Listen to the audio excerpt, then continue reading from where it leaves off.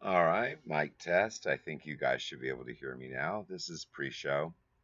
Let's give it a second to go and get going here. I'm making sure you're not listening to some obnoxious background noise or anything. Besides the noise here in the house, which shouldn't be too bad tonight.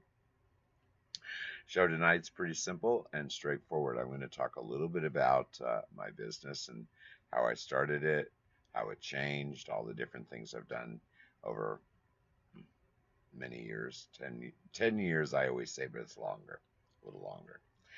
And I'm going to give you all kinds of little tools and apps and um, observations that might help you with your business. I'm also going to, let's see, what else am I going to do? There's quite a few things I'm going to go over. We're going to jump around to several little background screens and stuff, but mostly it'll be chat windows and stuff. But it's also a time to ask me how I did certain things, but I don't want to get too deep into a whole bunch of different topics and get all sidetracked. Basically, I want to give you a nice overview of how I did things, the things I did wrong, the things I did right, um, and we'll see how it goes from there. I'm checking my data here. It looks pretty good. We're a little early, but we are going to get going here. It's not going to be an overly long show, but it should be interesting. And if you have questions, feel free to jump in. Now, I'm always looking at the camera. I'm not the camera. I'm always looking at the screen that I monitor instead of the camera. It's a habit for me doing the car for so many years. I'm trying to improve that, but I'm not very good at it. All right, so first, let me go to Facebook. Moderator, you're waiting for YouTube. Yeah, YouTube is always a little behind Facebook, but it should be probably going live. I'm checking my Facebook now to make sure that I'm able to do it. Well, there I am. I can see it. I liked my own post, which is kind of.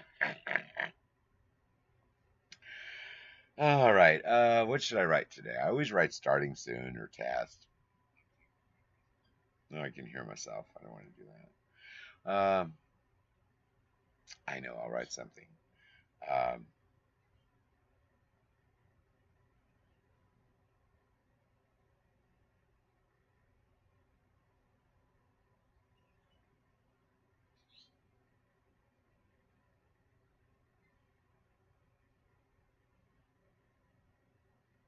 oh, I know it's quiet, isn't it? It's pre-show. We'll be starting here in a second. All right. Well, my chat works in there. Now I probably won't have too much to write in there. I might stick a few links. Moderator has a pretty easy job.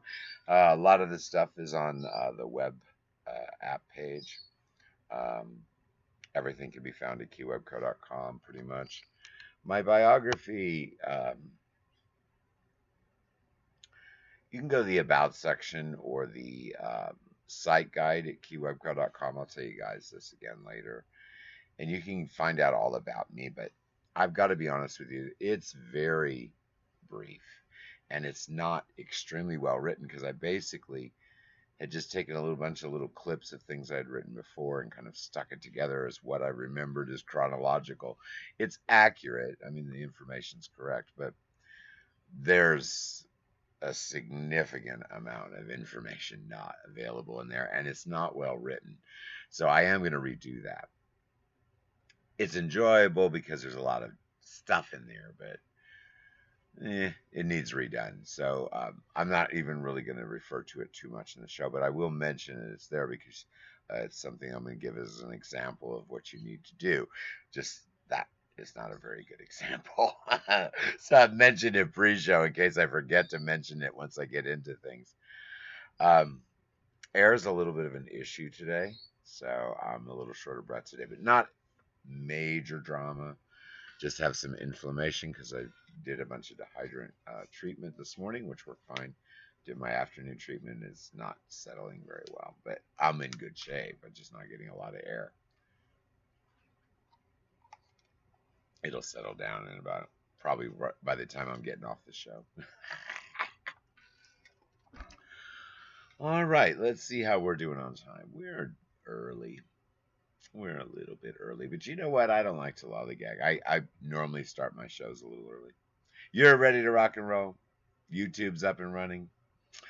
Um, I'm not going to check my other networks. I'm sure they're going that. I'm on. We're streaming all over the planet, guys, and not just the YouTube and the um, uh, not just YouTube and Facebook.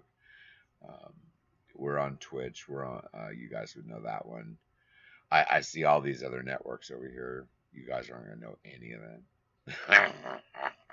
And we don't really have a whole lot of followers on all those other networks, but I do have quite a few. There's a my nurses kind of watch on Twitch. They don't write anything, of course. I also have a couple viewers on Twitch that have been popping in and kind of crossing over to YouTube and stuff. So, do are you? I want you to be aware that we are transmitting planet wide, kind of lollygagging just a little bit to see if the VA pops in. I was just talking to him in messages. I'll get to some information I'm going to share in the show, but I'll go ahead and mention it now. I did have to change kind of my shipping. I have been for all of my business, actually. I have never charged shipping. I've charged return shipping. I want to make sure I'm not lying. Well, Poshmark, of course, they charge shipping. Yeah, pop in and say hi. This is pre-show. I'm about ready to rock and roll, and then I'll be talking about all kinds of stuff. We'll be jumping through a whole bunch of backgrounds, and I have cute graphics. Probably some of them you've seen. A lot of them you've probably seen, but we're gonna jump through. And if the background noise is on there, I will apologize for that. I am going to try to make sure that all the media sources are off when we're jumping through these windows. Sometimes I miss it, and you'll hear like a bell or a chime or a ka-ching or something. Don't jump out of your seat. I will. I normally can see the lines, and I'll try to stay on top of that. But if I do miss it, I apologize. I always do that before the pre-show too, because I have a lot of different things. I have my coffee ready to keep up with you. All right. Well, it won't be that hard actually, because most of the links are all pretty general because we're just talking about business. And then we will go into apps. Well, those are all on one page. And I'll explain that as we go through. And you don't even have to share those apps or any of that stuff really until I've kind of mentioned it. I'm changing screens, talking to the moderator. We're doing pre show chat. I'll be changing screens. I've done a pretty good job about making it so things carry over, but they will probably disappear. If they do, no big drama. Towards the end of the show, we'll go into a chat window. Everyone gets to share their links, and you can just pop anything that was kind of important that we talked about in the show. But like I said, it's all at KeyWebCo. Am I ready? I have to be careful when I jump into this because, like in pre-show, I can get a little breath of air and stuff. But I don't like to do that when we're actually going through these apps and stuff. Parrots are making a little bit of noise, but they're not too loud yet. Sun's not completely down. Cockatiels are really loud. All right, I think everyone's pretty ready. So we're going to do the countdown. We're going to start this ball rolling. If we have live viewers, I really would like it if you'd start to chat in the window. I have no problems with you dropping links to your stores, and I'll tell you guys that again in just a few minutes when we hit the live scene. But please don't put, and I don't have this written anywhere really too much, so I always say it. Please don't put item links unless that's the item we happen to be talking about. If I hold up a fidget spinner and you sell fidget spinners, you can put a fidget spinner link in because I've held it up. It's relevant to these. Hey, I sell that. Bam. Not spamming my page. And you can do that at any time, replay or live. And I will tell you this, my live numbers are always small because I'm just starting out, but my websites get these fed to them, and they are actually kind of in bed fed, so those numbers don't kind of generate as too visible, but those numbers are actually pretty high. And also, they get shared again over time, and I will be chopping up a lot of these videos in the future to make helping videos and stuff. That's just an FYI. Have we almost hit I almost said shopping time. I'm thinking tomorrow. I'll mention that too. All right, I think I'm ready. This is going to be a little tricky, guys, because I'm going to tell you about my business starting chronologically. Chronological is difficult for me, and I will tell you this in pre-show, and I'll mention it one time quicker later. It's difficult because my business plan is retrofitted.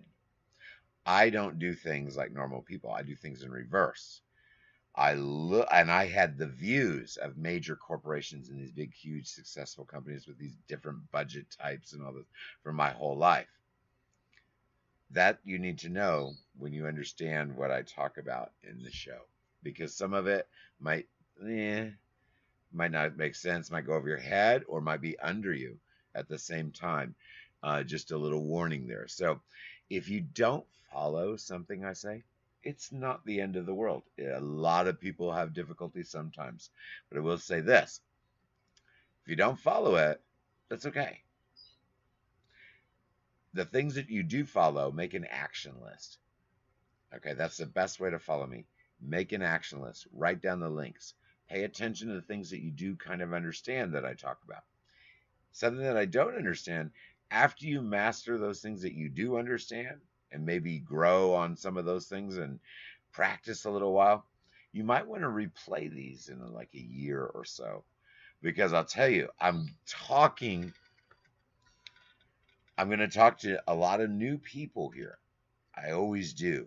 I'm always watched by a lot of new sellers. So some of the things I'm going to talk about, you're going to go, what? Because I might be referring to a term you don't know or a site you don't know. But as you study and as your business grows and as you see more posts, all of those things will start to be heard and recognized. And then before you know it, you're using them. And that's how it develops. Now, that's important to know that in your business, because I might be talking about something really kind of hard to do at times when we get late in the show. Don't feel that, oh, I got to do this and I can't. It's more like, oh, that sounds really good. I understand what it is. I have no clue how he said to do that because I didn't understand any of what he said. That's okay. That's okay. That's something you go back and listen to later, and it will help you later on. I will try to avoid that. I'm making my checklist for myself. All right, pre show, it's over. Let's get rocking and rolling. Countdown time.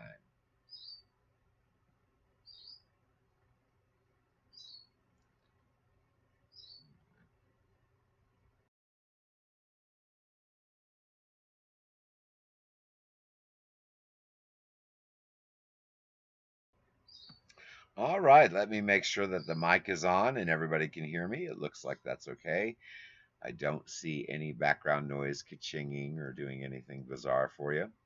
I believe my subscription number may be one or two off, just FYI. And I always do this in this first little opening window here.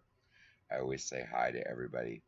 Hey, there's a lot of people watching, by the way, on Facebook. Feel free to say hello. If you have a business, drop that sucker in there. Drop that link in there. Get some free press. I have no problem with that. Don't share items. Share your business. If you have a whole website or a web store or a blog or a Facebook page, I don't care how you share it. You're more than welcome to share your business so people can find you and maybe buy something from you later. If we're talking about an item like I held up in pre-show, if I hold up a fidget spinner and I'm giving you information about selling this product, which I would never do because I would tell you not to sell it. Too much drama for that. But if you do sell it, pop your link in there. Yes, that is our moderator in there. She is over there on YouTube. I'm peeking in over here at Facebook, but mostly what I'm going to do tonight is just kind of blah, blah, blah and answer questions. If you have a question, it is so easy to do. Just like Perfect Finds put that link in there to her website, that's fine. Do that yourself. If you want to just say, hey, this is me. If you have a question about anything I say, there's huge delays. I am multi-streaming on lots of networks. So it may be 3 to 5 minutes before what I'm saying, you're hearing. Now, the chat will go along with what the video is. So, if you have a question and I've long since gone on to another screen, don't freak out. I'm not ignoring you. I'm not being snobby or rude. All you got to do is tag the moderator or just ask the question again. Say, "Hey, you missed me," but give it a few minutes because as your feeds come through, I see everything, and sometimes it's right on time. Facebook's a little quicker than YouTube, but you got the moderator over there on YouTube to take care of you. That's perfect finds for you. She does a great job, especially following me, and that is not an easy task. So we're going to talk about what does that mean, following me. Nobody really follows me. That's okay. Nobody should follow anyone else. What I mean follows me is understands what I'm laying out. Because I might jump topics, I get very confusing. So this is why we're going to do the show how I did it in a kind of sensible order. We're going to talk about why I had to do this in the first place. We're talking about e-commerce business. Before that, I kind of messed around with some textbooks on what was that, half.com or something, I believe. Some, college texts and some journals and stuff that I had that were valuable. So, I've been around forever. I did mail order before that, magazines, clip out ads. I mean, I've been around forever, always marketing in every media source that there's been from print on. And I'm old as dirt, and I started extremely young. I'm not that old. Well, I'm kind of, but I started extremely, extremely young. I've also been exposed to very large corporations, let's put it that way, in many aspects: front end, back end, boardroom, showroom floor, sweeping, sweeping the floors as well. I've done it all. Um, I worked at Simon Malls. Do you know what Simon Malls is? Look that up on your computer. They used to be really big. When everyone used to go to the mall, to walk around, and the little kids would vomit all over everywhere. They still do that. Well, I actually cleaned that stuff up, but I love that job, guys. I only took that job. I know I'm off topic, but it's okay. I only took that job for like, oh, I think I did it for like a year or so. But I only had to do the sweeping and the puke cleaning for a very short time. Then all of a sudden I was running, all the rest. But I actually really, really liked that job because I had no thinking to do. I just went in there with my little sweeper and walked. Simon Malls, oh yeah, I know they do. I used to have stock in them too. And I'd walk around those malls and I would just sweep up that stuff. You know why I took it? Because they had 2 part-time shifts. I had 2 other jobs too. I've always worked like crazy. That's part of what we're leading into. That's why I'm still talking about it a little. It's one of the things I did when I was extremely young. I'd already had significant jobs, but I did this on the sly. Um, I can't name off very many corporations, guys. I do have to advise everyone that I am under confidentiality agreements under a lot of different companies. So I have to be very careful. But there are certain things I can name off. Me sweeping up puke at Simon Malls, I can name off. Not a problem. I can mention I had stock in there. Not a problem. I can also mention that long ago I had a lot drama with Walmart, but that's about all I can say there. Um, and this is all before e-commerce. Okay, you have to have the groundwork to know where I'm coming from. So I've seen a lot of things in a big way. It mattered because it affected what I did after I lost all. Now you can see the scar on my neck. We're not going to spend a lot of time on my big story, but I did get murdered, and I really mean that. Carjacked, murdered, dead in the morgue, set up, heart attack of a nurse, literally passed out. Everything is on the news. Might even remember if you're old like me. It was around 94 or 5, I believe, when the news would have been out about it. And I sued Exxon, by the way. Can't talk too much about that too much, but I kind of didn't win and won at the same time. But that's another story. Okay, so you got the groundwork laid. Why does the getting shot matter? I was young. I did not have. I had insurance, but it was crap. When you're young, you think, I'm gonna live forever. I can jet set, do this, do that. People die over there. They're old. You don't really think the same as you do after something happens. And, always so busy, I didn't really pay attention to the details, really. I did know better, though, but didn't have adequate insurance. And, well, I had it, but it wasn't sufficient to cover the overhead of the size of the businesses I was running. I had a production studio that was operating 150 different shows, operating sometimes at night all over the country, mostly down south, mostly in Texas and Louisiana. And I did all that, everything, sets, everything. I had my hands in all of it. That's how I've always been.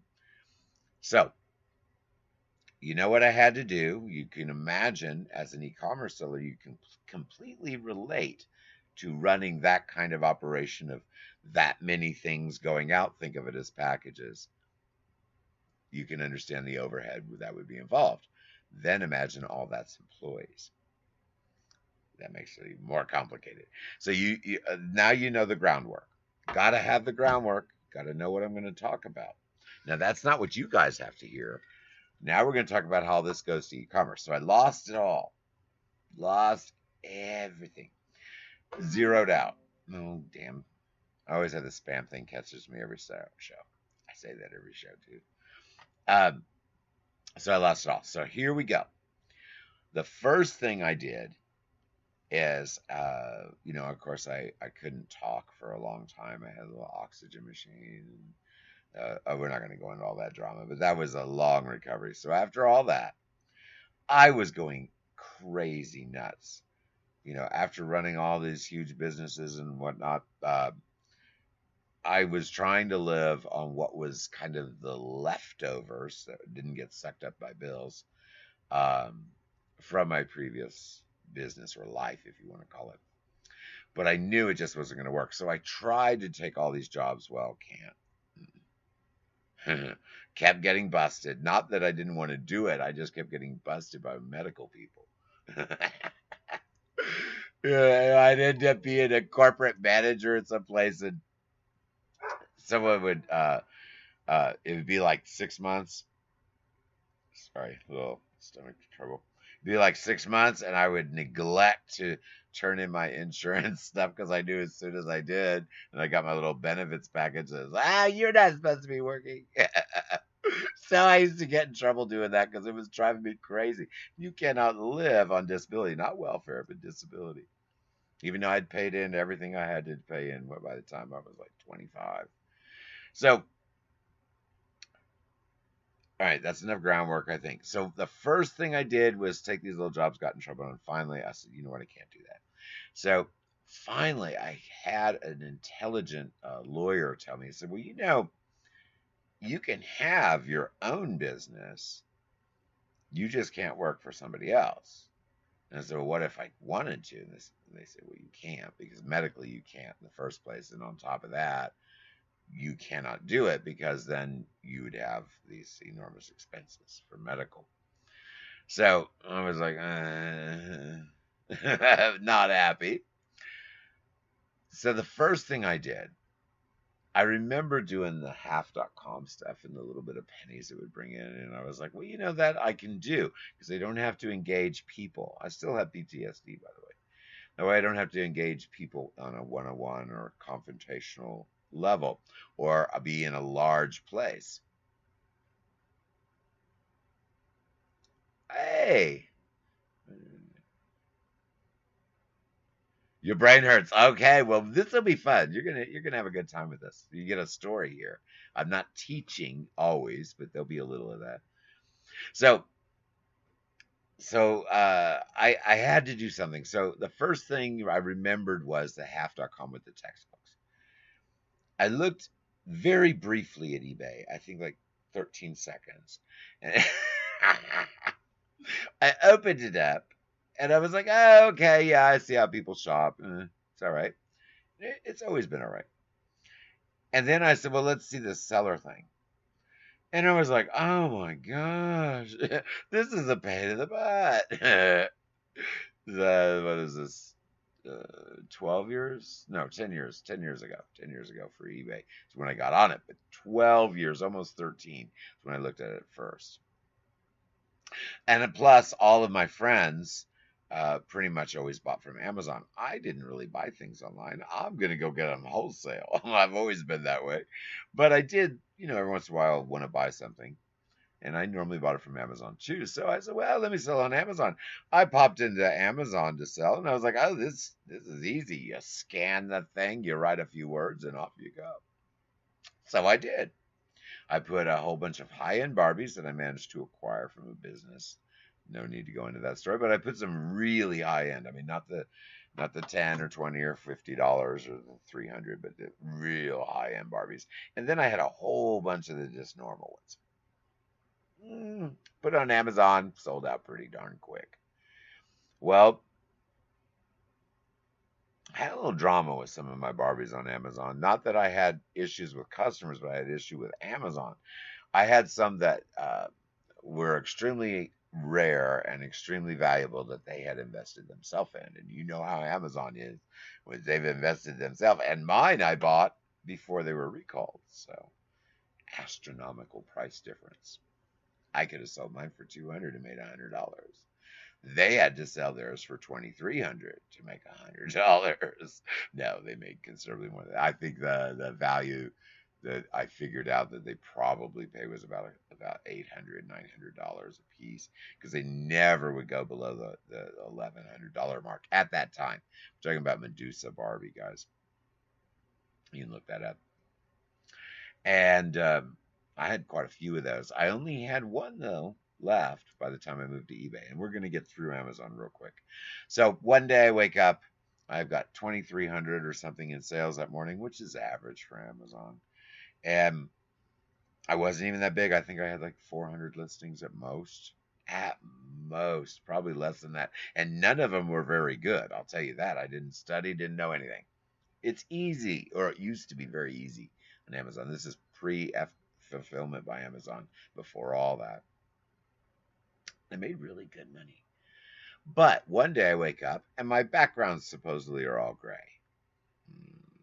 Well, I had transparent, clear backgrounds. I know they weren't gray. I had them professionally done because at that time I didn't do anything. I didn't do any of the stuff. I just kind of looked and listed, and I didn't have this employee. I would send them up. I think it was what did I have do it? I think it was Fiverr or something, and I would just bulk upload, and they just do all transparent white and send it back. That was stupid. I wasted a fortune on that. I could do that stuff without push of a button now. We'll talk about that too. But the volume, the time, it was really good. I was happy with Amazon, but all of a sudden my backgrounds are gray. They took my store down. I filed. It immediately, someone looked at it and said, oh, his backgrounds aren't gray. Came right back. Next day, same thing. And then they just kept doing that a few times. Finally, I definitely pinpointed what the issue was. And I said, you know what? I'm done with it. So I quit selling on Amazon. Have not sold there since. Never will again. When I say I'll never do something, I'll never will. But that's because I'm old. If you're a young business, do not do everything that I do. I might do what I say, not what I necessarily do. I do sell on Amazon in a roundabout way, but through other sellers by providing merchandise or affiliate links. But that's now. I used to sell directly. I directly invest 50-50 with other Amazon sellers. I still do a little bit. We'd ship off. I have the warehouse, so everything would come here from Macy's or Dillard's or wherever we were buying. I'd get it all processed. We'd ship it off to Amazon, make a bunch of money. I've done that all along. I still have a little of that going on now. All right, back up. Amazon, I'm done with it. 2 years at most. Only about a year of that rocking and rolling. Learned a lot. By the end, I was starting to pay attention to the stuff you're supposed to do, but didn't really pay attention to anything until I hit eBay. I said, well, you know what? I've still got these freaking Barbie dolls. The good ones were gone pretty much, except for one Medusa, which I ended up flipping on eBay for like 700 just because I wanted to sell it. And it was the last one. And it was after the rush. The value bottomed out. After all the big shot collectors had them, there were a few being traded around, then no value in them for a while. I think they've gone back up again, but it doesn't matter. So, chronologically, we are done with Amazon. Uh, I had the inventory. I kind of did my own pictures when I first started on eBay, but they were really bad. I mean, I wish I tried to find some of my beginning listings. I have recycled 9 times in 10 years. That means all the inventory has been resold. The same listing, if I had it, it's been gone through at least 9 times, sold out, redone, sold out, or it just kept adding to. All right, so we get over to eBay. All I had was a few good Barbies, quite a few of the middle price ones, which I saw actually kind of sold pretty well on eBay. Very bad eBay pictures, very bad eBay listings. I mean, I didn't do crap. I just barely figured out my descriptions for shirts. I'll give you an example. We're starting to start a little lesson here. We're going to be moving on windows here pretty quick. Story's going to speed up real quick here. As I first started listing shirts on eBay, they were mostly what I call my fat shirts. I was really fat, lost weight, gained weight, back and forth. So I had all these brand new clothes, really nice designer stuff, Ralph Lauren, all that stuff, and I was selling them uh, standard price. I did it just like my old experience of volume. This item cost me this amount, and it goes regardless of value. Remember, I was wholesale big time corporate crap. I wasn't looking at what individual items cost. That takes too much time. It was like, oh, this lot of items cost me X amount per item. It goes online with this much markup. Then every once in a while, I would go back and see what everyone else was selling it for as I was selling out. And then I'd bump the price up or down, whatever it was. You heard that. That's how I started on eBay. Now, that's not good, guys, but that worked for me because I had some decent volume stuff that I had quite a bit of, the Barbie things. I hear you. My employees listening to my show. I had some decent Barbie stuff that, flipped a good bit of dollars. I had awesome clothes, most of which still had the tag, but I sold it all as used. So I didn't have trouble with, oh, the tag's been removed or something. Because sometimes I would buy things like in clearance or whatnot, like, any normal person. So I didn't have any returns or any drama whatsoever. Plus, I had no free returns. You had to pay your own shipping. And I had what did I have? A 15 or a 20% restock fee when I started? 15, right? 15? I don't want to tell you wrong. I think I started with a 15 and raised it to 20 because that's went up. That's another story. So, you see what I started, how I started. No real plan, no business plan too much, kind of executive, so I kind of scribbled something, but no real business plan, which was a big mistake. No prep really for inventory of any volume, no real projection to grow or anything happen. But the numbers immediately started coming in and the math started adding up. Well, as soon as I noticed that, I was like, it's time to write a business plan. Well, I did very haphazardly. Why? Because I hadn't properly studied all the information you need, all the tools that you need to start your business, all how to store inventory. Do you buy banker boxes? Do you buy plastic boxes? I listen to advice. Buy banker boxes. They're cheap. You can get them all the time. Well, talk about that later too, but bad choice. If your business is going to grow at any volume whatsoever, in other words, if you plan on buying one, which it wouldn't be a fidget spinner, do not sell these. If you planned on buying one item and flipping it into 3, flipping it into 9, you understand? No pulling money out, just continually rebuying stock, all your own stock and inventory, no drop ship, none of that crap. Okay, if that's how you're doing your business, because that's how I went from 0 listings on eBay. I think it was like 300 and something on Amazon, but of course I just took all those down, and I even sold off a bunch of stuff. I even donated. Oh, guys, you'll kill me. You see this with the fingerprints and everything? This is, by the way, is in perfect condition. This is brown drip vintage glaze, okay, in mint condition. Very heavy. All right. I donated like 8 complete sets of plates and bowls and cups of that in perfect condition to some charity because I thought I wasn't going to do Amazon. I actually did sell that stuff on Amazon a little bit because I wasn't going to do eBay. I was like, I did the Amazon thing and they pissed me off, so the hell with it. Telling you the truth. I told you how I did it. It's important to know these beginning things. It's really important. Hey guys, I'm glad you're in there. I'm glad. Hey, Jay, you're going to hear a lot about me. I'm going to zip through this. Its story speeds up actually very quickly here. So you guys kind of have the premise of how I jumped in. I was injured. I was on disability. I was going insane because I couldn't work. And you know, someone like me, oh God, that was horrible. That was worse than the injuries. Couldn't work. I was going nuts. So I had to find something. I did Amazon. They pissed me off. That is not a good thing to do. So after that, I went into eBay and I didn't know what I was doing at all. I had vintage high-end Barbies, I had vintage clothes, and I had new Barbie dolls. We were going into fourth quarter. Now the story speeds up. Everyone's all caught up. We're going into fourth quarter. I had just started on eBay. Didn't really have too much, maybe 500-600 listings. I'd been selling on there maybe 6 months, but I was starting to get real sales. I had like 2 or 3 every day instead of 1 a week. You know how it builds when you're new. So I started really, really listing. Finally, I got a method to listing and I started studying. I was the first group, I believe, was Cindy's Online Selling Tips, Cost Group, and the other one was eBay Stores, nothing but eBay Stores. I was an administrator of that for a couple of years, actually, with Catherine Trowell. So we did that. And I learned quite a bit in there. A lot of good stuff about eBay. Got to meet all the big people.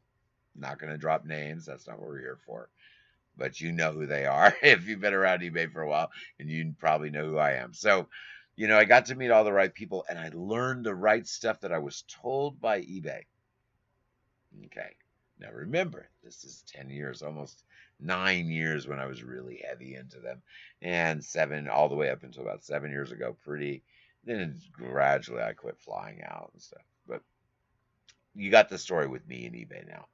But I got good information, but I noticed when I was at these big shot meetings at eBay, my phone was the only one going ka-ching all the time.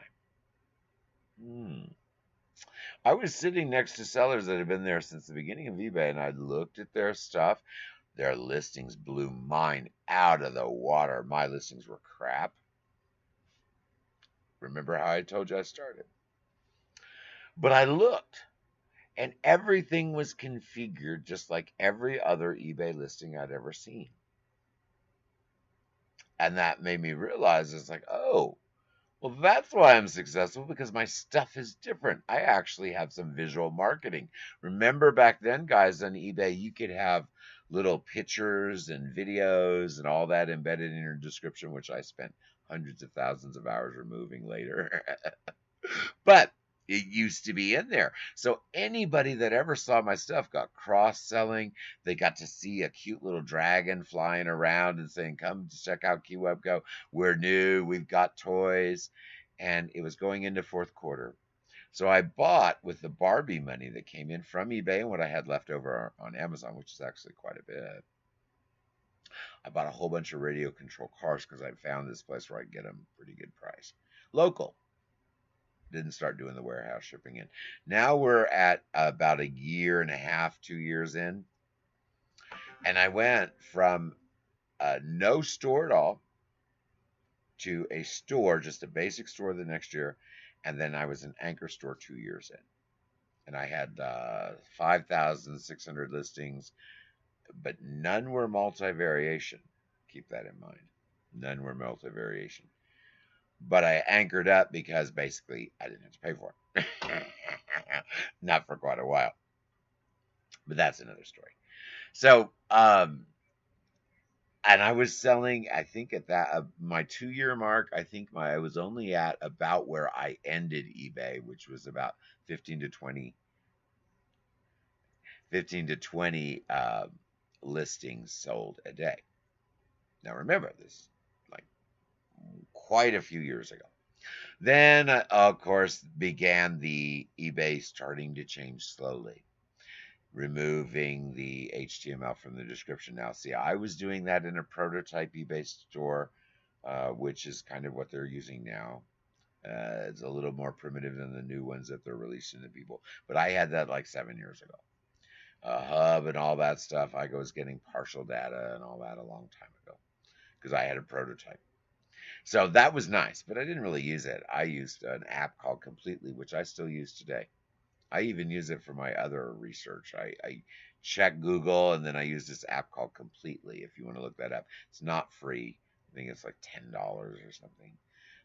But I bought it ages ago and I've been using it for years and it works really well. It's called Completely. There are other apps that you can use for free, but I have apps that we'll get to later. All right, so let's move on here. So let's get out of this first window here. Let's move to a new window. Tired of looking at that. All right, so here we are. So now we've moved. We've gone from Amazon. We're in eBay. I'm at anchor store level. I know some stuff. I'm not administrator quite yet of the big shot groups, but I'm in them and I'm learning from the right people. I've flown to eBay a few times, met people there, and they got to know who I was. So that all was all well and good. Been on eBay Radio, Griff, and all that stuff. You know the routine. You can look me up. It's all there. So that's all well and good. Now, so let's talk about how I did it. Remember, I said I was at these big shot meetings, and my phone was chinging all through everything, day and night. Everyone else was kind of here and there, and I was looking at the stores, and I realized they were all the same. Well, time goes on. We start removing all the HTML. We start to begin to streamline, and I knew sort of something was up. I was there. We discussed PayPal. Now PayPal separate. I'm giving you a summary. Still haven't told you how I did it yet. We'll get to it. So we're up to where PayPal split off. Now I'm going to tell you how I did it to that point. The biggest trick that I learned from that beginning start where I knew nothing was I needed to add all of the data. Well, of course, I love that. So we're talking item specifics before they even had all the boxes for them. I was making sure that every item specific, all the UPCs, any bit of data that I could put in was put in originally. And when it wasn't available in the listing, I was actually putting it in the description. Thank goodness, because I was able to copy and paste that later once they started making that available to everybody. Because my system changed, used to change too. So that I learned right early. Now there's a big push for everyone to, hey, put your data in, make sure you have your item specifics and all that in. Everyone's pushing for that really heavy now because you're part of a product catalog. But the reason you need that is for Google search. Even though the end result was end up eBay turning to crap, in my opinion, and becoming a product catalog and not a fair marketplace anymore. But that's what made eBay special, but that's gone. Now it's just like everything else. So remember, we're to PayPal. I jumped ahead a little, but we're to PayPal splitting off. So how did I do it? I used marketing and I didn't make my stuff the same as everybody else, and I put all the item specifics in. Now that sounds like kind of small potatoes, but remember, we're talking several years ago. At that time, that's when the push was there to begin.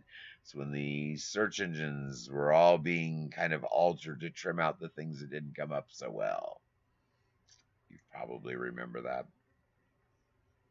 So that's how I did it at first. Now, that was not a very good method. What made my business take off was my social media engagement. I was part of all these big, huge groups and well known, and I still could do it. I get invites all the time, but I try to avoid them. to do like meetups remotely, teach things in meetups. I used to do that all the time. The ones I still like to do are in Florida. Melissa Paz used to have hers down there. I used to do hers all the time, every chance I got, because I was enjoyed doing that with Melissa. And there were a few other ones that I did for what was the other group? Darn it. Now I can't remember the name of the other group, but another group in Florida that's very big, very, very big. I did, meetups remotely and stuff. Why did my eBay take off so well? Well, I made it different. I made an impression everywhere I went, even on social media. That's what we're leading to, how you do it. And then I noticed, okay, wait, let's look at these eBay, these big shots that I met, stores. Let's look at their social media accounts. And that's when my light actually truly flipped on as to how you can do it. How no matter what the matrix are, no matter what platform you're on, no matter if you sell on your own website, even if you have links in a YouTube show, I could be selling my own merchandise with Restream right now. I have it. I looked at it. I even set up a few products. I just didn't want to bother to spam everybody with a bunch of my crap for sale when I'm trying to teach them. That's why it's not in there. Not a problem. No matter what network I'm on, I can do that right now and make money because I have some cool crap, guys. I am good at graphics. Now, how did I get good at graphics? Remember, the show is about how I did it. Now, when I went from Amazon, we're going to backtrack just for Moneyline. When I went from Amazon, I had a shitload of money. There's no other word to use. I had a whole bunch of money, buckets of money, and I made it hand over fist. I couldn't list things quick enough. Why? Because it was all figured on this item, no matter what it is, cost me X amount of dollars. I want this profit margin, and that's what it got listed at. Totally ignoring all e-commerce rules and how other people sold. I could care less. This is my profit margin. I could sell something that might be worth $100 on Amazon for $20.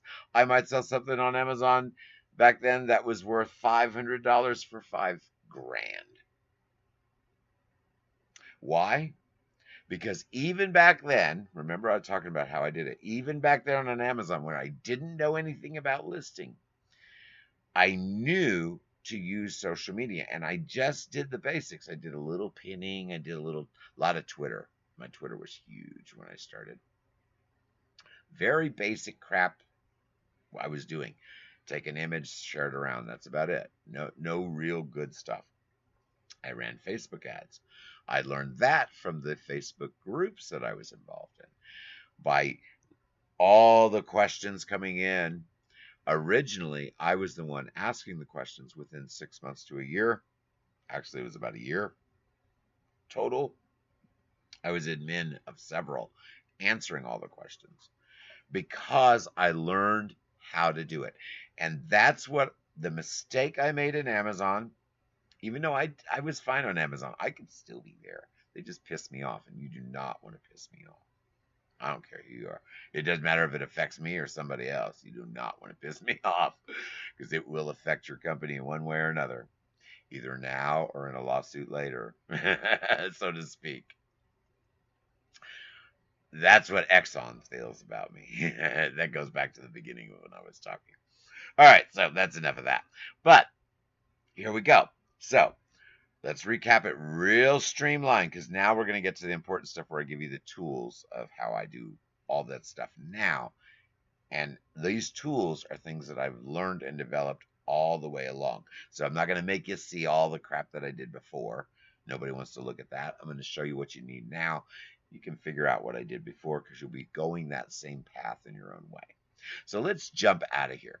What I am kind of talking about, besides, this takes me a minute. I have thousands of logo thingies here. Give me just a second. Where is it?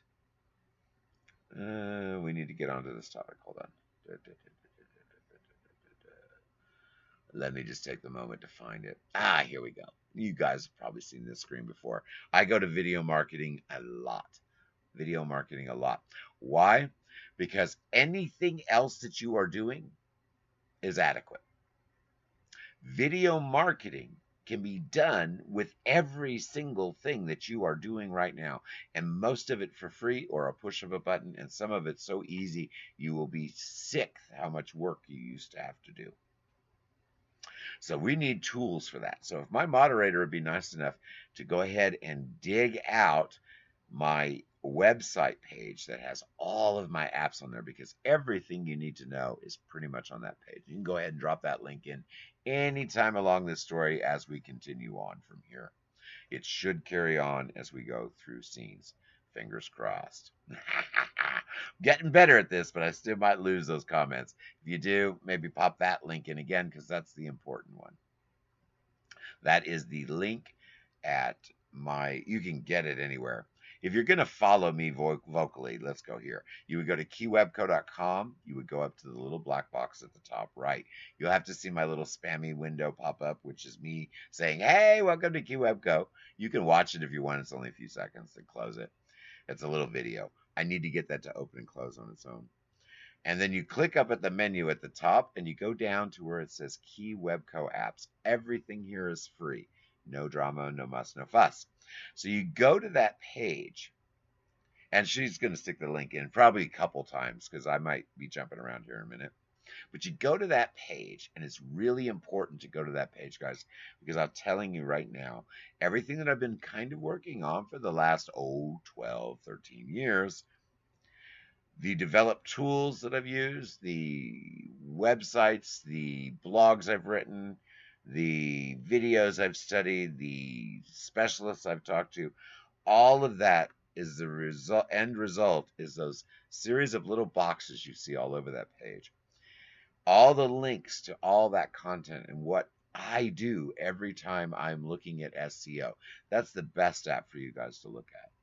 Your biggest tools that you need are in there. There's a lot of other ones in there you really should dig into. So if you go to that web page and you go down to that SEO box, it just looks like a little box. Not very impressive. No big deal. What you do is you scroll up. Now, if you're on the computer, it's a little odd because these are embedded apps. You have to take your mouse and drag it up or hit the little arrow at the bottom. But you scroll up and everything in there, including the videos and how-to videos. Bolarama actually has a few how-to videos in a few of those apps I put in there. Everything in there, everything in all those little boxes is very important to click. Click every single one of the boxes. If you are looking at SEO, you might think, I don't need this or I don't need to know that. There's going to be some information in that blog or article or PDF or video or whatever I put in there that's going to be important to know by the time you get to the bottom box. Now, they're not all perfectly chronological, meaning there's jumping around. You might see keywords for a little bit, and then you might be working on tags, and then you might be back to keywords, but it's a different part of keyword use. So it's not completely step by step. There's nothing really lined out that way. But everything you need is kind of in step by step order. So just go through each box, click it, open it. If you know what it has to say, skim through it real quick to make sure there's no extra little links or PDFs I've stuck in there. Jump onto the next box. It's all can be done right there on the one page, and not just the SEO app, every single app. So if you've got a browser tab, you just open that little freebie website with all those apps in there, and I'm adding more. There'll be 75 more done by the time I am done adding apps. That will be all the information that I have stored up over the years. I've done all the skeleton basic, so you've got all the good stuff in there now, but I'm going to be adding much more advanced stuff as we go along. Okay, so you go into that app page and you look through there. You're looking at the SEO app. As you scroll through those little boxes, there's nobody on earth that's going to be able to give you a button to push that's going to do your work for you. If they do, anyone can do that, and so the work is useless anyway. Remember what I'm saying. We're sitting here in video marketing. Why? Because you can take your eBay item that's just a plain old boring picture of this stupid little fidget spinner or whatever it is you're selling, and you can make the fidget spinner spin on a video, or you can talk to your customer and say, do you want 50 of these? I'll throw them in a box for $5. Here's the link. Whatever it is you want to do, video marketing takes that plain old boring eBay picture listing that nobody looks at and it makes it into content that someone is going to notice, at least a much higher percentage than see all those images scrolling by their face day in and day out. That's how I did it. Video marketing is how I did it. Now we're going to go over to here. This is another app that's inside my little page there for you. This is the other half of how I did it. Massive social media activity, not just on one site, not just on two sites, not just on three, but every single app and website and thing that is out there. If I can reach it, it can reach me, and that means you can have a customer. I even am on Minds Network. That's not even a real network. It is. It's a unregulated network. By the way, if you're easily offended, be very careful. If you go check out minds.com, you'll see all kinds of, things. That's the best way I can say. You're going to see all kinds of things on there. But every network, there is something that has Key Webco either hashtagged, @symboled, or linked on it. Now, why am I spending so much time talking about setting up Twitter, setting up Pinterest, setting up all these different things? Why am I saying that is how I did it? The activity that you get on these social media sites and the links that you creatively use, video marketing or some sort of similar marketing, that information that you are putting out makes your plain old boring fidget spinner become content. Now, if you're just doing it with plain old boring items, you will eventually cut your own throat. Meaning people will get tired. Oh, if every time you see one of those cool videos, it's always an item for sale. You don't want that. So you start out with your little eBay item, making your fidget spinner move, or making fire come out of a dragon's mouth that happens to be your logo that they've been looking at for 5 years. The same logo. Just give it a little panache. Going into your eBay store that has 500 followers, because that's what I threw away. And 500 loyal shoppers, guys. Threw it away because the margins were no longer there. Now that we're moving along with my story, how I did it. Now we're getting to the real picture here. Now we've covered this. Let's start with the real drama here. This is real business we're going to talk now. This is what I'm doing now. And let's see, how am I going to show that to you? Am I going to do it in a chat window? Those are so boring. Let's do something not so boring. Let's talk about growth. It's not as boring. So we're here in growth. We're talking about growth. You heard my business grow. I went from nothing to 150 average sales a day, and I maintained that average for quite some time. It went considerably higher and lower at times, especially, quarter seasons, the typical drama. But my average yearly for several years was 100 to 150. I give it a fluctuation because some of that average is also my websites and stuff. Now we're going to talk about that in a minute. I started on Shopify. Now remember we talked about PayPal splitting off. I can't give you details on that, but I can tell you it was a very good idea, and stockholder friends and I kind of had agree with that. So that was one thing that had to be done. Now, what I didn't anticipate is eBay completely going 180 on the founding principles of their company, meaning a fair, community-based marketplace. Seller, buyer, exact same thing, interchangeable. Search engine relative to the value of each side, but not disappearing. There was a huge amount of reasons and song and dance given. Oh, better buyer performance, better buyer experience, blah, blah, blah. We got to get rid of sellers. That was true. We got to get rid of bad buyers. Let's see that happen. All that bullshit and rigmarole, that's all true. It all laid out. It all has factors into all this. But the real nitty gritty is eBay makes their money on these fidget spinners in China. What else do I need to spell out? eBay makes all of their money in the United States, and us as sellers think, oh, we're so important, blah, blah. We don't mean a pimple. And I really mean that. Now, they don't want to ruin their image and reputation, but their money is not coming from our fees, guys. They make a lot of money on us, yes, but the real money the company makes is not coming from its US sellers. And it's definitely not coming from its vintage goods anymore. Know that. I knew that. My business model, recap, all new stuff. I went from vintage. I was doing clothes. I got rid of all of it. Everything was buy it, resell it, mark it up, resell it, no matter what I was doing. Huge volume lots, brand names, investing with other people. I couldn't keep enough products going. I listed 60 to 100 things every single day on eBay for over 3.5 years. I didn't sleep. People know me. They know me for any time.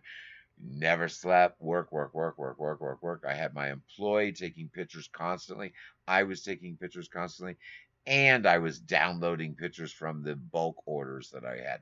Not one drop ship item in my business ever, except for Redbubble, which is fulfillment, order fulfillment kind of thing. But that's not in eBay or anything. Never drop shipped an item until merch services through other people. Yeah. So I want total transparency. Never drop shipped an item until 6 months ago. 6 months ago was my first drop ship sale at my global store. Never drop shipped an item before then. I had added them to my Shopify, which I had before, and I closed because I was only getting 10 sales a day. This is back when I was making 150 sales a day on eBay, 10 sales a day on Shopify. Back then, I had to do inventory delete. It was a pain in the butt. I canceled it. Huh, that was stupid. Should have kept it. My volume would be huge now on Shopify. But catch up. So PayPal split off. eBay's still doing okay for me, but my friend Melissa Paz and several others, I'm not going to name the other people because they're still on eBay and stuff, sort of, some of them, spoke at eBay Open. That's just 1 year. But that's kind of the juxtaposition when I knew what was going to happen for sure. So my friend is flying back, Melissa, on the plane from speaking at eBay Open. And she calls me up and we're talking. And she goes, well, Roger, I know you've seen that data. Yeah. She goes, you are aware that it's going to become a product catalog, aren't you? I said, yeah. She goes, I know you've already got all your numbers and all that crap in, but that means absolutely nothing. And I said, yes. She goes, so why are you still buying inventory for eBay? It was a mistake I made. I said, well, because even though the search engine will change, I'm sure I'll have a significant reduction from 100 to 150 sales a day to maybe what, 40, 50? I'll just reduce my overhead over time. I can eventually dwindle out of eBay altogether. Well, if I had calculated the actual, how can I say it nicely, bias of the search engine instead of the actual probable mathematical equation of its performance, then I could have done the slow general reduction of products and gotten back all that investment, huge amounts, because I just bought tons. But that didn't work. Not quite the way I planned. So here's the deal. I crunch numbers, guys. It's all about math. Doesn't line up. That's the end of it. eBay didn't line up for about 6 months. I ran it for 6 months, seeing the equations change and knowing darn good and well that there was no way I was going to be able to compete directly against a platform selling the thing themselves through investment. That's a nice way of saying just like Amazon. So I knew that it was worthless, all the investment I had. I didn't even bother opening cases when they came. As a matter of fact, that's some of what I sell on Friday, which is tomorrow night at 7. I'll be on selling off all this inventory at loss liquidation. If I pay $10, you get it for 5. You fill up lot boxes, spend as much as you want. The more you put in the lot boxes, the cheaper you get the crap. Why do I say it? Because I am ready to start $1 million bonfire in my front yard. I need my warehouse for my real business. And we're getting to the end of what my changes are pretty soon. You got a glimpse of what's coming. So let me tell you why we're getting there. So I closed eBay. That broke my heart. The company was fabulous when I was involved with it, even in its decline and corruption, changing and everything. It was fabulous, but it became something that's useless for my business. Now, I'm not saying it's useless for everybody else. Hell no. As a matter of fact, if I didn't mind sitting on minimal profits and getting 5 thefts a day and all the drama you got to deal with on eBay, I could get all of my $1 million investment back and a profit of about 2 mil. After losses, maybe a profit of $1.5 million. Not a problem. But I'd have to wait 5.5 years at this ridiculous search engine. I am a volume new product seller business.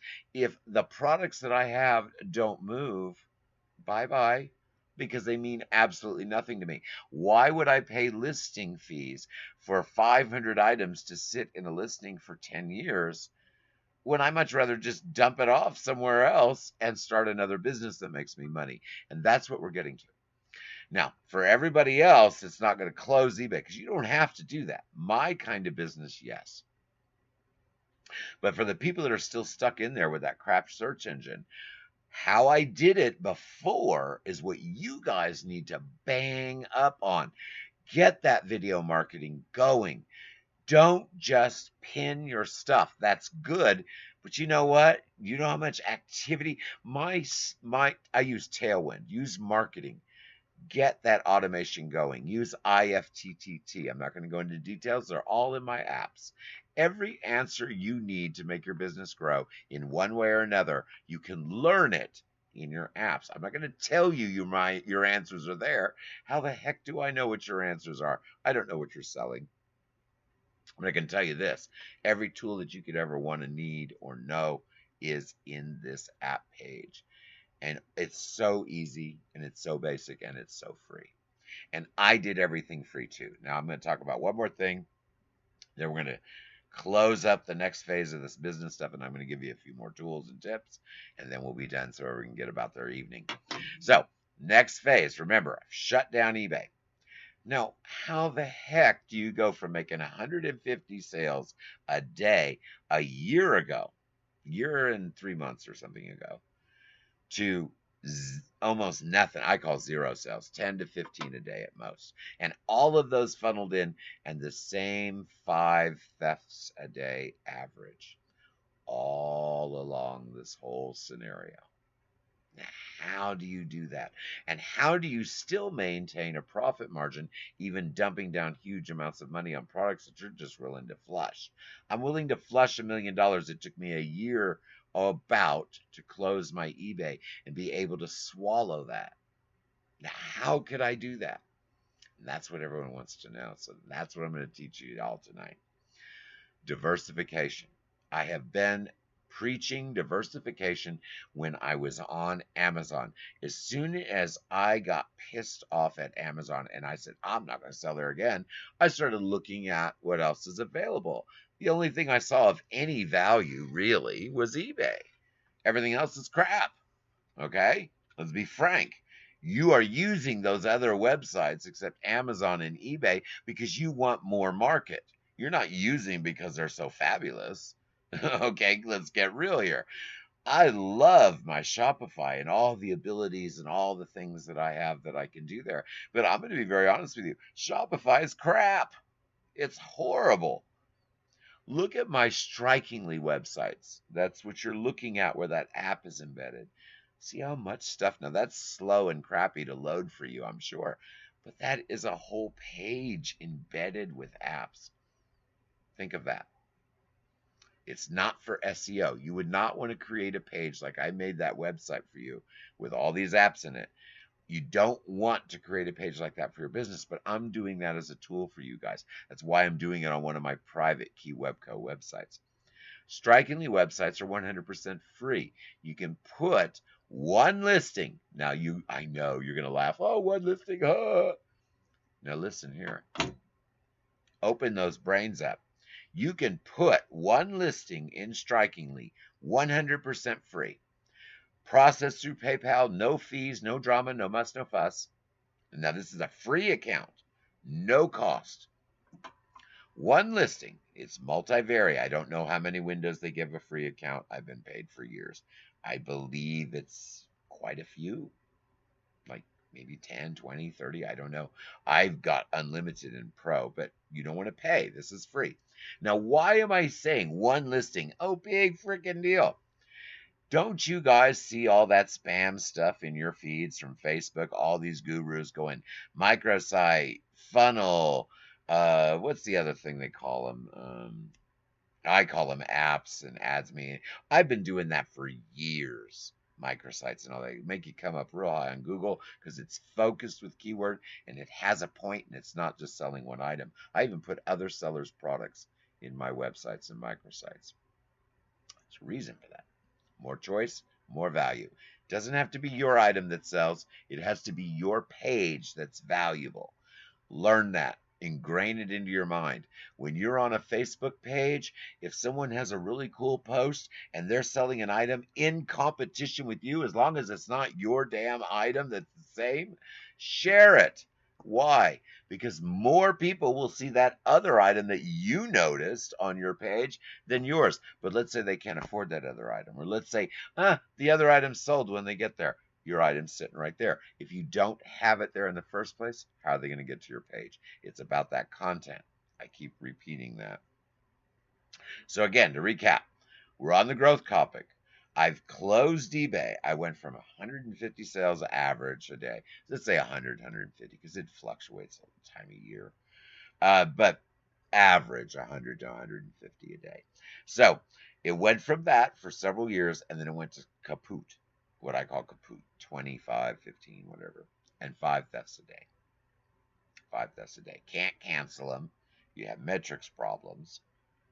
But you can look at all their negative feedbacks and go, oh, I guess that item's given out for free. Day in and day out for years I've been doing that. I had it. Done with it. All those losses for nothing.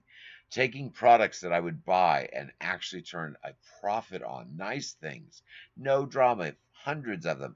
Then all of a sudden get targeted with a whole bunch of cheap stuff by a couple thieves in 1 week. And everything wiped out. Can't cancel any of those transactions. No, micromanagement. So I'm telling you, those single page websites on Strikingly are gold to you. Why? Why? You always worry about inventory when you have multi-platforms and this big software. You have to do this and do that. You have 3 options with these little freebie websites or microsites that everyone can use. And guys, you don't need some wizard genie or anything to do this for you. You just sign up for Strikingly, get a free site. It's little boxes you fill out. I mean, it's remedial. You won't have any hard time figuring it out. I charge $225 to make you a website. I'm really good, though. I have bells and whistles, and I do all your graphics and everything. You can do this stuff yourself. And you don't need a full website. You need a funnel. And that's what you can do with your own website. You can either have them buy your own item that you funnel them to and pay nothing. One listing, one item. Costs absolutely nothing. Takes seconds to make and clone over and over again.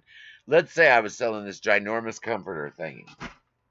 And its value of Big Lots originally was $50. So let's say I'm selling it for $100. Take the label off. It's $100. Okay? Let's say I'm selling that thing. Okay? Do I want to put it on eBay and pay them 10%? Give them $10. Then give them another $20 to get it in promoted listings and then have your percentage of returns and losses all calculated in, overhead, all that crap. Okay? Think about it. You're not going to make squat. You'll make a little bit of money. Or if I have this and maybe 8 or 9 more, I can add individual drop downs in a microsite or a website, a full website on Strikingly for free. Get that order processed, pay nothing. And that's the funnel that's getting you the sale. not eBay's search engine, not Google's search engine, because Google search engine's getting it for you from finding your little microsite or your strikingly website that comes up at the top of search, because all it has to deal with is this in living colors product. Then what do you else do you add there? Why can't everyone just go out and make a microsite and put a little free listing and get it come up in search? Remember what I was telling you about content? All you have to do is find the most relevant, best content related to your topic and your keywords for that little freebie website and add it to your site. It's that simple. Or, hey, dogs.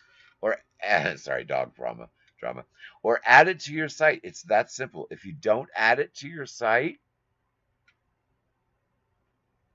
what value is your site? An item, just like it is sitting on eBay. Because on eBay, your search engine is what? It's a product catalog, which means that only the top metrics is showing. Now, if you're selling vintage, it's not as much of a drama, but still the same thing. What is eBay showing Google? Your item pushed to it, a bunch of metrics, and its value as a site. There is value to that. But what would that little free strikingly website? I'm telling you what how business is changing, what you need to pay attention to here, guys. Because I'm telling you how I did it and how I'm doing it now. All right, so with eBay, if you're still there, and you need to stay there if you're getting any value at all, you can take a free strikingly website. Now you've already got a product listing. You don't even need the free uh, site where you don't have to pay eBay. You've already got the listing on eBay. Personally, I've always funneled for free, but you know what? You've got all these eBay listings. You don't want to do that work. You just want that eBay item. So what do? How do you make money? Now, remember, I told you about value of website. Now, if you're doing the thing where you're selling it yourself and there's just one funnel for one product, that's great. You're making all the money. It's really focused. It's very small. But let's say you want to make real money, a lot of money. You want to have bigger search results. So you can take that same freebie one site that you have that has maybe that one listing for the, let's say, comforter set at the bottom. And then on top of it, what do? You join the KeyWebCo affiliate program. I have an app for that. Go check it out. It's free. Or you put different items from yourself, or you do both. So let's say you have this comforter set in King, and that's where they funnel down to and give it you the money. You don't pay anybody else. And let's say I have it almost identical, or someone else has it in Queen, but you don't have that. But then you happen to find it in Twin somewhere, and that's in eBay. So on that same little freebie site that you're funneling them down so you don't have to pay any money for that King set, you stick my affiliate link that if they happen to buy my Queen set, you get 5%, and you get 5% bonus at the end of the month. I always say end of the month. It's 15 days, and every so often I give you a bonus. It makes it so everything you sell is 10%. So you get a little affiliate money. They weren't going to buy your king size set anyway because they don't want it. But they found your website because they were looking for your set in Queen, and it was on your website. So let's say not only do you have my queen size set there that you don't have, you've got the king and the twin. They see the twin and they go, oh my goodness, we can get a matching set for our kids. So what did you just do?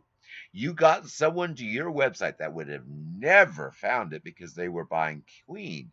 The computer knows, for lack of a better term, what size they most likely are to buy based on what they've bought before. So it's going to know you've got, Siri, it's going to know that you've got queen size sets, and it's going to know that this smaller website that has multiple stores has a blog article in it about comforters, how to care for them, has a YouTube embedded about it from Living Colors brand where they show the manufacturers and the stylists, has a PDF file on how to make detergent at home with no additives or something. You put all that on that little bitty freebie website on Strikingly or anywhere else or a microsite. and you will come up very high in search with that site and the things in it. You can expand on that. Remember, you've got some items, other people have other ones you're including in there. You've got blogs, just like we're going to get to the end now. Just like, I don't even know if Jay's still in here, but just, hey, my VA made it. Just like Jay has his YouTube show that he does, Bolarama. It's fantastic. You guys need to watch that on Sunday for sure. I do. Sometimes I miss it, watch the replay, but I always try to get in there live. It's a great show. And he'll teach you what you need to know about news without all the crap. The facts are right there in your face, and he does a great job with that. But if he's here or not, I'm referring to Jay's show. If he's here, he can say hi, put a link in there or something. But if he's already gone, still, I'm glad I'm referring to you. You should check out his show, Bolarama. So he's got a show on there. I've got this little helpful tip show in my little helpful tip group. Totally different thing. I have totally different objectives and different things that I do. I don't do a news show. It's about topics. Today I'm talking about my old business. So, but it's still the same medium. I am in video marketing. I saw what Jay was doing. I did it before ages ago in Ecom Lab. A lot of people remember that. We had thousands of viewers and people popping in. Hey, Memphis Matt. Hey, the other moderator made it. Oh, hey, guys, both of you guys are in here. First time in like months. Memphis Matt, by the way, is a moderator. He's been a friend of mine for a long time, but he's a cop. He's very busy, and he really is on the road a lot, so he very seldom gets the chance to see our show. Basically, I'm talking about how I did it. To recap, since you made it in here late, you can watch the replay. But basically, I ran through all, and he already knows my story. I ran through starting on Amazon, getting shot, starting on Amazon, dumping that, going to eBay, selling off of eBay, and now we're at the end where I'm talking about microsites and websites. Everyone's happy to see you. Microsites and websites. The good old days of Ecom Blab. That was something. I miss Ecom Lab, guys. That was so easy. I'm working on this advanced software and stuff to stream and all that. I know I'm getting off topic, but I'll tell you, this is crap compared to what we have on Ecom Lab. Not that this is fancier, but man, it was so simple. You pushed a button and there they were. 4, 6, 8 people, I think you could go up to. We always never did more than 4. You had to pay, I think, after a certain level. And it was great. You could leave, come back. The thing would run all day. It was wonderful. So back to the current time. So you get these microsites. You have these funnels. You can create funnels to anything you want. What is the draw of the funnel? The end result? No, it's the content that brings. Yeah, it was easy peasy. I love that. It's the content that brings the viewer in, brings the buyer in, brings the searching to find out if they like it in, accidentally gets pulled into your store because you use someone else's item as an affiliate link that's similar to yours that they wouldn't have seen your store otherwise, but then they happen to see something else. Hey, enough of that, dogs. Hey, out of there. Dogs being bad, sorry. All right, let's get moving here. We've been on here a while. I've been talking quite a bit. So, to recap, you can go to the apps that I've created. Hey, enough. Enough, Betty Boo. I'm on a TV show. Or not TV. I'm on a show here. What are you doing coming over here whining and carrying on? And you're about ready to knock my computer off the darn table. You see Betty Boop messing around back. No, go over there. Go back over there. Quit being a pain. Go over there. I'll be in a minute. No, over there. She's telling me she has to go to the bathroom. I don't think my employee. He might hear it, but it'll be a few minutes. Go in there. He'll come get her and take her to the bathroom. He's probably watching the show in the other room. He has to put the headphones on because you can hear it in here. Hey, go in there. Quit being a pain. Oh, now here comes the other one. Sorry. What's your problem? What's your problem? No. No, you can't sit up in the chair with me. I'm sorry. The dog is just really up in my business. Hey, No, go in there. Go in there. Go in there. Go in there. Don't give me a dirty look. Go in there. Sorry, my dogs are like kids. They're just spoiled rotten. All right, so back to it. So you got your microsites. You're doing your funneling. You're getting into. I've done away with the eBay thing. I've got $1 million worth of stuff that I'm gonna liquidate off real cheap in the little live shows in lots. You just fill your boxes with as much stuff as you want to buy, and it'll be real cheap too. So I'm doing that. So you see kind of where my business has changed from local on hand products to doing something that I didn't even do 6 months ago. All the products that I am carrying on all the sites except for 300 listings worth, which I do have a few live sites that have local products, but I'm not even going to mention this because I'm not even marketing those right now. But about 300 listings worth of local products that, I did on eBay, pretty big ones. Radio control cars, kind of huge. Um, like some Matchbox type. Hey, Denver diecast kind of stuff. So those will be in websites. So there's still some local inventory, but essentially everything is dropship US fulfilled. I started with the global stuff where it comes from the closest warehouse. I've had no trouble with that. My global sales are quite good. My US sales suck. Why? Hey, dogs. Why? Because they're not fulfilled from the US. Most of them are coming from Canada, UK, or China. A lot from Australia too, but those are kind of within Australia. Those are being shipped. And I have warehouses in Russia that are making me some serious coin. Enough! Dog drama. Is that you or the dog? That has to be my employee working on something. Sorry. So, Uh, totally got me interrupted. I'm sorry about the noises tonight. We actually have a lot going on right now. So so I'm actually drop shipping, but I'm US fulfilled. It gets there within, I say within a week. They say 3 to 5 days. I say a week. Because if you buy something, it has automatic fulfillment. I don't touch anything, guys. They buy it, it goes to them, it gets shipped out. It's supposed to go out next day. I don't trust anybody to do next day. Next day to most companies means I woke up in the morning and I'll look at it the next day. So you never know about next day. So I'm going to say a week. But that's going to change the shipping percentage on my store quite a bit. Right now, half of my stuff takes 2 weeks. Well, it's actually much smaller than that now as of yesterday because I've been adding thousands of items. Basically, I had about 4,000 items already live that were the global thing. It was more than that, but I'll say 4,000 live. That was the global thing that was kind of slow, 2 weeks to 3 weeks. The other 3,000 about that I got live before I started adding the others is all within a week. All the new stuff is supposed to be less than a week, and I've added several thousands.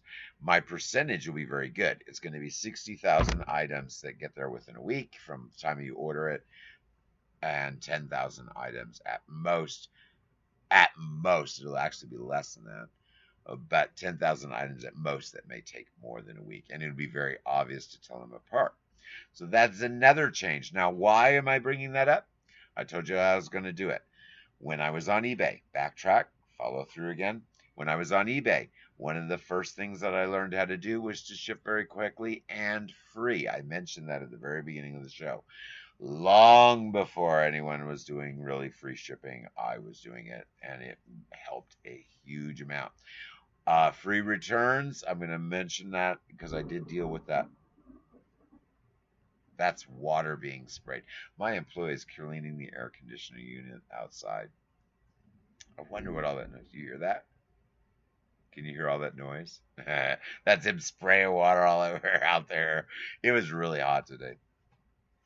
All right, so back to it. So, uh, it was important to have the free shipping. It was also important to have it fast, and I was doing that on eBay before anyone else really bothered. Uh, really had to bother. I did it before they had to bother, and that helped. So you do those same kind of methods. Oh, I'm Seymour. Do those same kind of methods with your current businesses. So I'm telling you, you need to expand into websites. I'm not telling you have to have a domain for every. Hey, very noisy. I'm not telling you you have to have a domain for every website you have, but I am telling you you have to have a website for every domain you use. And if you're on a platform, you need a website to put that domain in your name, so to speak, even if it is not a true domain name assigned to you. If you look at keywebco.mystrikingly.com, it's not keywebco.com, which I own. It's keywebco.mystrikingly.com. Now, in this particular instance, I'm going to give you a little bit more advice, and I'm going to get off here. In this particular instance, when you're expanding into adding your eBay items into your own websites and taking your social media posts and turning them into video marketing posts, and taking your video marketing posts and turning them into Pinterest pins, that's going full circle. When you start doing that and then taking that information and putting it on your website to go full circle again, when you start doing this, the most important thing to remember is what is bringing all of this to you. It is the content. You are taking things that are normally not content and turning them into it, but make sure you mix in things of value. Your website will fail if you make a copy of keywebco.com. What I'm doing, go look at that. That's my global store. It will flop, flop, flop, flop, flop if you do exactly what I'm doing. No niche, all the products under the planet. I'm going to have 70,000 products in there in no time flat. You will flop. That is not how you design a website business. You hear me right? You hear what I am doing. Get out of here. Quit begging. Quit begging. Wait. Quit begging. She really wants my attention. This is normally when I take her out. No. You are so spoiled, Betty Boo. You can't see this. You ought to see this pathetic. I haven't been fed in 1,000 years face I'm getting over here. All right, so you guys probably know who Betty Boo is. That's my dog. All right, so back to it. So these websites that you're going to use, when you're using them with your platforms, I'm lollygagging here because I know several people in here are actually doing that now. When you're using them with your platforms, no, quit asking. When you're using them with your platforms, you have to add the content with those products. No Google, no nothing. Either no Google or no nothing will help you in that situation if you don't have the content on your pages. You got to have the content on your pages. All right, so we've talked about growth. We've talked about how my business has changed. Let's go over here to one last little thing that we need to talk about. I'll bring this up. Mobile ready is actually this background screen, but this mobile ready information is for you guys. Think mobile ready of everything you do, including apps and everything you use. If you have the ability to do something on an app as opposed to doing it on a browser, try to use the app. Why? Sorry, I'm getting messages. Yeah, try to use the app. Try to use the app. It's better to use an app than to use a browser in many respects. Now, I'm not telling you that one's better than the other. It's not. But if you're going to use something and you're going to share it and then you're going to add it later somewhere else or maybe embed it or maybe copy it into a blog or whatever, if you use things that are done with apps, you get good water. You get good rendering. You get good rendering whatever you pull. I had significant issues. You're scared of the storm. That's what's going on. That must be a storm, not my employee. You're going to have significant issues uh, with things not copying correctly or not showing up right. Look on Facebook. You can tell who has shared a post over and over and over and over again. You can see sometimes the sides are cut off or the bottom or top are cut off. A lot of times it's because someone on the computer copied the image and it copies it full size and then they used it. Well, when you tend to copy things and share on your mobile apps, it renders them in mobile size. Oh, sorry.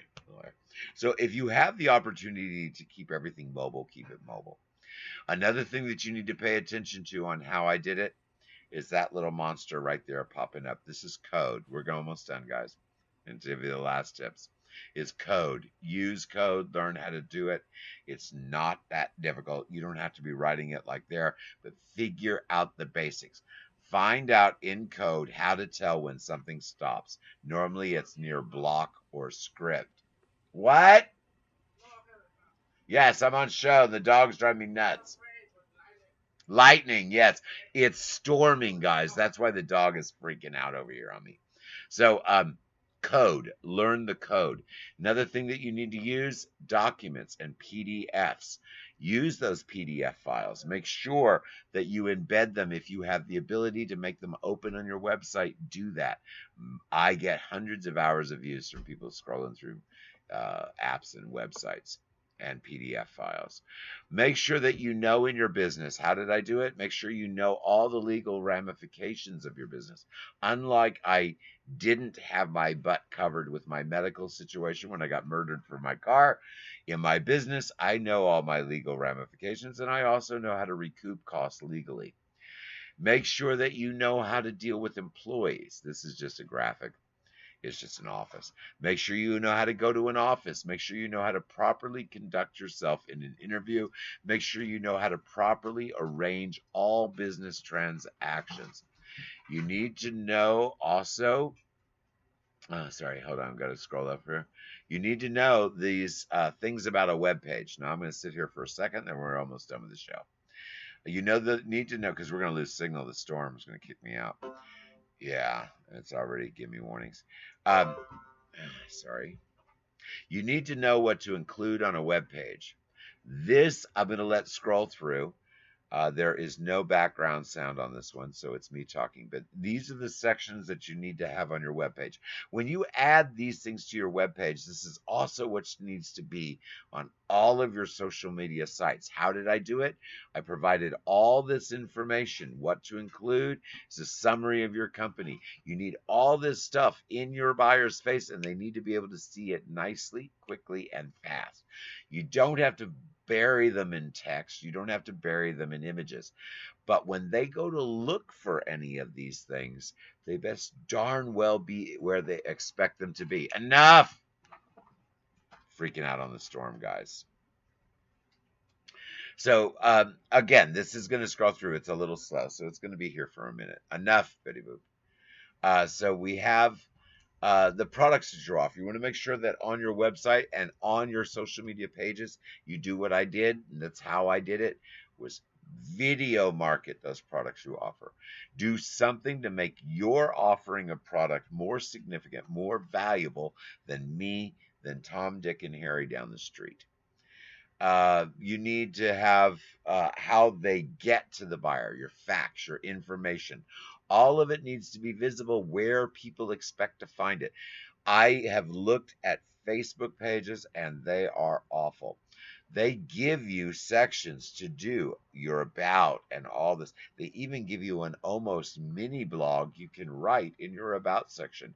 Do that.